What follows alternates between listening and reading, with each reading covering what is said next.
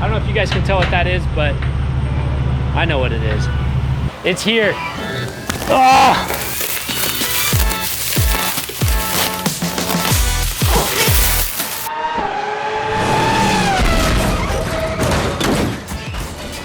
Welcome back to the channel. Today's the day that the pallet shows up with a new motor and transmission, and I get to share with you what's replacing the 1GR in the engine bay of the 4RUNNER.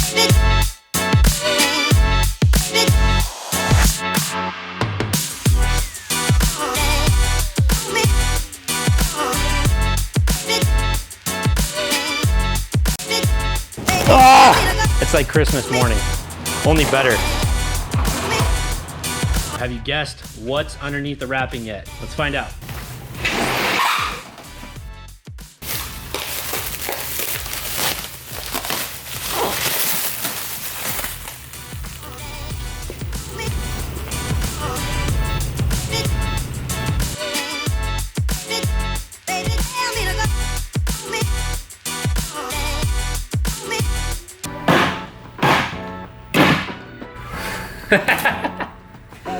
I think I got this hammer from IKEA, to be honest.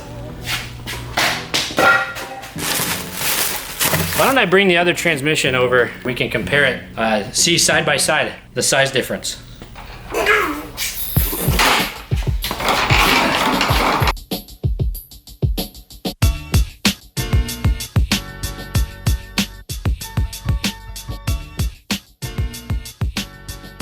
All right, guys, so you might be asking yourself, is that really the transmission? The answer to that is yes, this is the transmission. Now there's gonna be a bell housing on it that extends out, so it is gonna be a little bit bigger. And look a little closer to this, but overall we're getting massive weight savings. Also, we are losing four-wheel drive. So hopefully I don't lose you there, but I promise you, for what we lack in four-wheel drive, we're gonna make up in power. Let's talk about why I went with the 2JZ over some of maybe the more popular options, like a newer generation Toyota V8 or an LS. The first is I know I can reliably make power, and I have lofty power goals. So the 2JZ has been made into many different variations throughout the years, and we know we can reliably make up to 800 horsepower on stock internals. The second reason is it needs to be very serviceable. So if we were to use one of the other power plants or one of the other engines, we would have a tough time getting the power that we want without stacking a ton of things around the motor. Being able to get in and easily swap out parts while we're out in the dunes or out on the trail is really important and something I prioritized heavily in this build. The third, I wanted to stick with Toyota. So I'm a little bit of a Toyota nut, obviously, spent a lot of time on the 4RUNNER, and I wanted to stick with Toyota to be able to keep it on brand.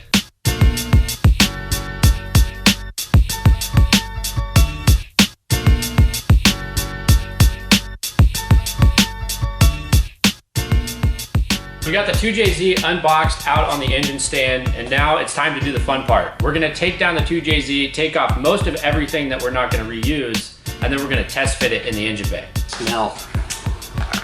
You know, one of the most frustrating parts about putting on gloves after you break a glove and your hands are sweaty, it's kind of like putting on leather pants after trying to play basketball.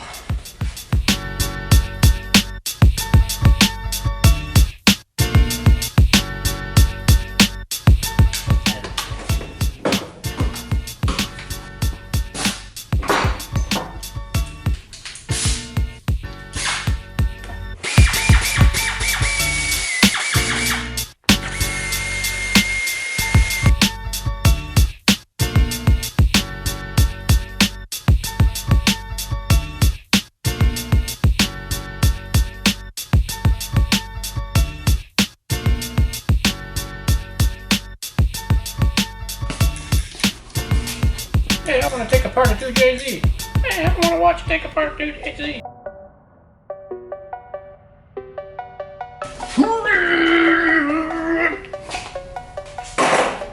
Back to our previously scheduled programming.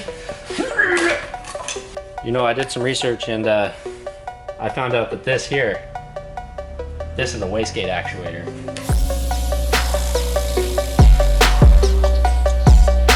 Without it, wastegate wouldn't actuate.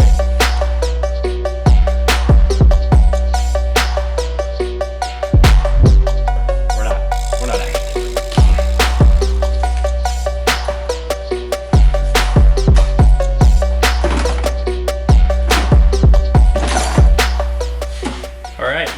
start taking apart the rest of this here. I've got a heat shield sitting on the outside of the turbos. I'm gonna pull that off, and then we should be able to see what we need to get the manifold and the turbos off. But now we're gonna go to a brief commercial while I change my gloves.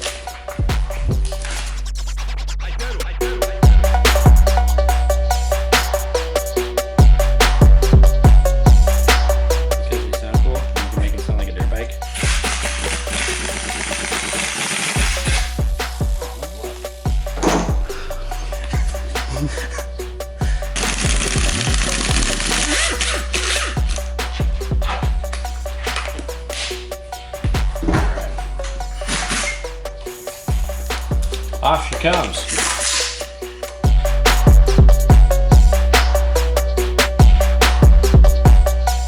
All right, so we're gonna pull these off, and the way these work, these are actually sequential turbos, and not how they're delivered today, right? BMW does their sequential turbo where one feeds the other. Toyota did it a little differently. They have one that starts at a certain RPM range, I think it's like 1800 or so, and then at another RPM range, which I think is about 4000, the other one kicks in, so you get both turbos going. So that's how they did their sequential setup. That's not how I want to run my 2J. So we're gonna pull these off, and we're gonna put them in the cell bin.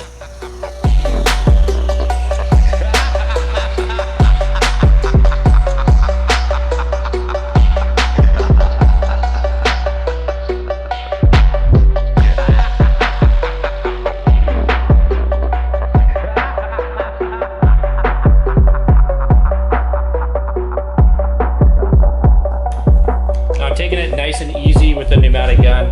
I don't want to strip anything, I don't want to break anything. If I do, it's not the end of the world. If it was, I would be breaking all of these manually with a ratchet. But in the interest of time, because I'm a little lazy, we're going to use pneumatic tools.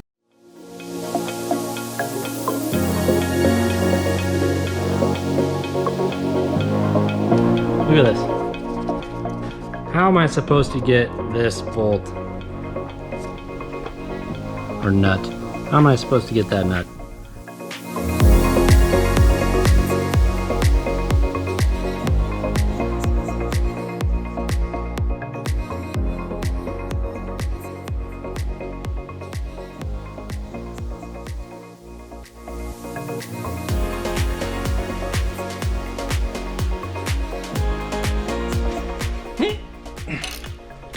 Success! Toyota thought they had us.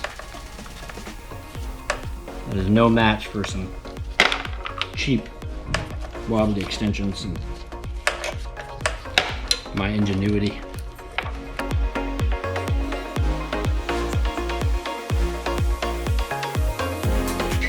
All right, now that it's all opened up and easy to access these bolts, I'm gonna get these ones. And then we're gonna go to war with the lower ones. So let's start with the easy ones first.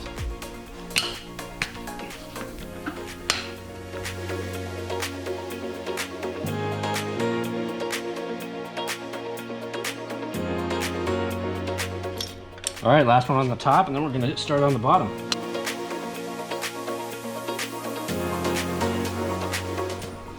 Here's hoping the whole motor doesn't fall over.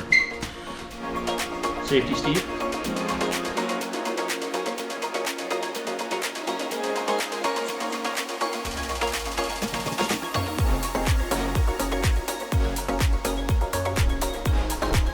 We're just gonna let it roll.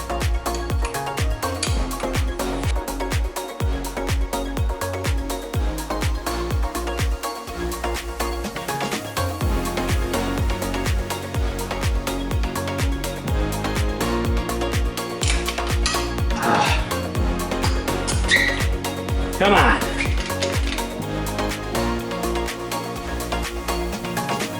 Fighting with exhaust manifold studs. This is what you come here to watch. Me, hands deep in grease. All right, I'm gonna flip it back over, and then we're gonna take off the studs on the top.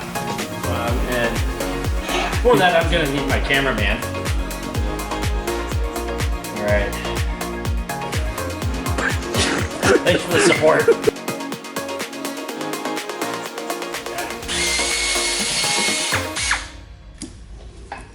should be able to, hypothetically, slide this off.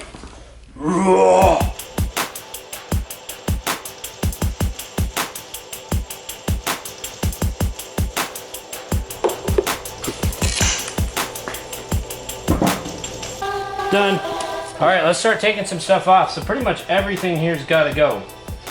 That's gotta go, that's gotta go, that's gotta go, that's gotta go, and that's gotta go. What is it, like one good smack of a hammer away?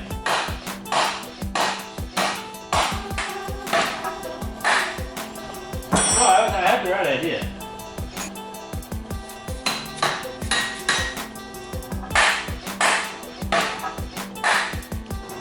Yeah, I don't know why you didn't think we should clean this up. We're walking around all over it over here. It's killing me, man. Just...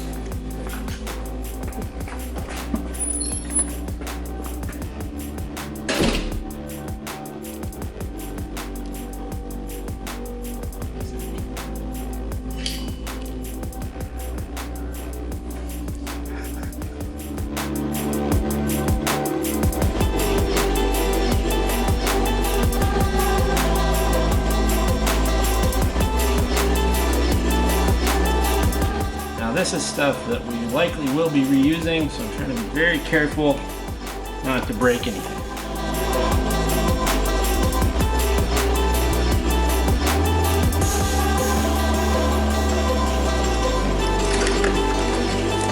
All right.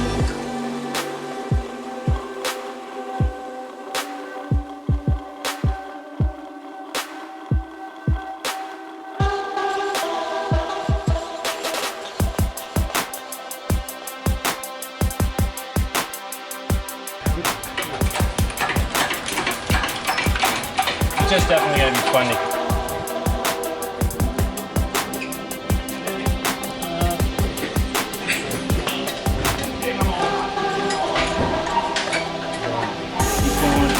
keep going. All right, you can start lowering it down. All right, slow it down. Keep going.